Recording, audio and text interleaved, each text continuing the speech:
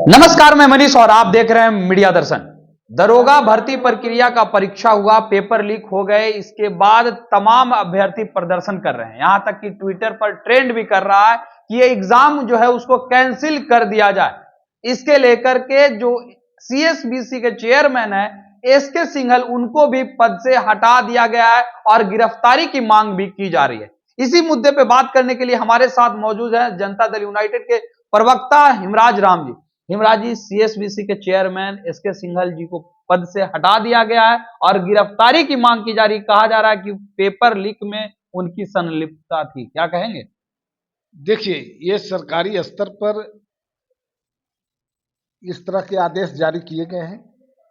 और दूसरी बात मैं ये कहता हूं कि अगर कोई भी गलती अगर कोई करता है, अगर गलत कार्यों में संलिप्तता अगर किसी की पाई जाती है, तो निश्चित रूप से उस पर कार्रवाई होनी चाहिए।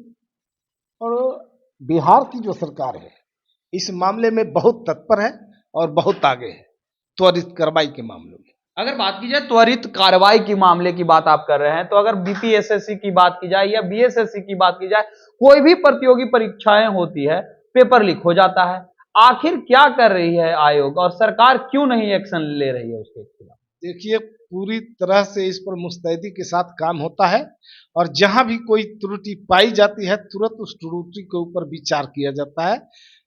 और इसमें कोई भी व्यक्ति ये नहीं कह सकता है कि सरकार के स्तर से इस पर किसी तरह की कोई बेईमानी और भेदभाव किया गया है।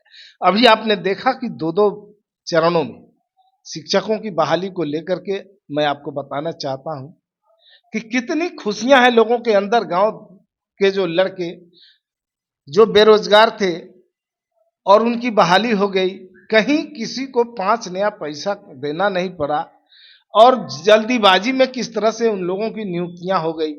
आज उनके और उनके परिवार के अंदर कितनी खुशियां हैं, ये अंदाजा नहीं लगा सकता। तो बिहार सरकार तो हर तरह से मुस्तैद होकर के काम कर रही है और अपने लोग माने जो बिहार के लोग हैं उनको कैसे ऊंचाइयों पर लाया जाए, उनके हक अधिकार कैसे मिले और उनको रोजगार कैसे मिले, इस पर सरकार बड़ी मुस्तैदी से काम कर रही है। अगर बात की जाए तो एनआईओएस से डीएलईडी करने वाले 14 लाख अभ्यर्थियों का भविष्य जो है अधर में अटक गया, जब सुप्रीम कोर्ट का एक फैसला आया और उसमें यह कहा गया कि जो भी एनआईओएस से डीएलईडी किए हैं वो अब अमान्य करार दिए गए।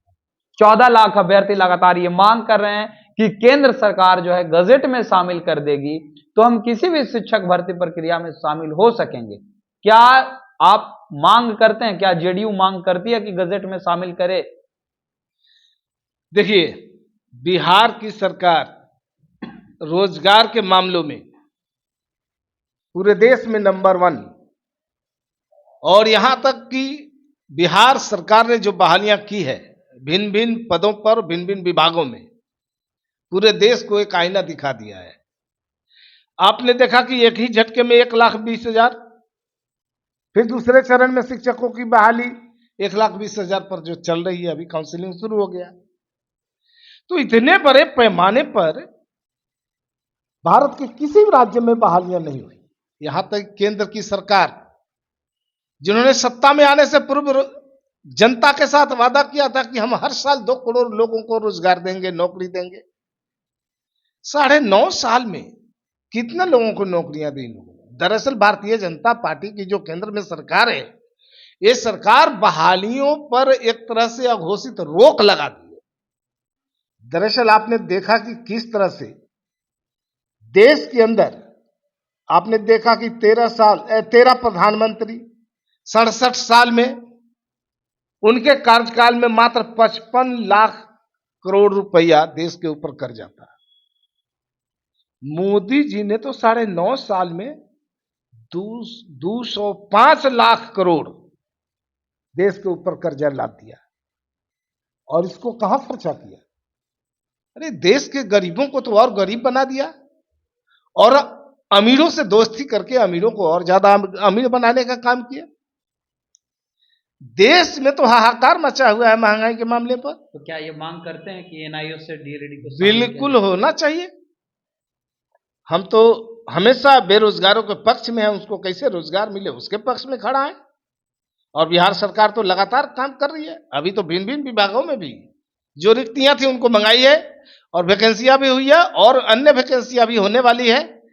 10 लाख का वादा बिहार में था, 10 लाख का वादा पूरा होगा।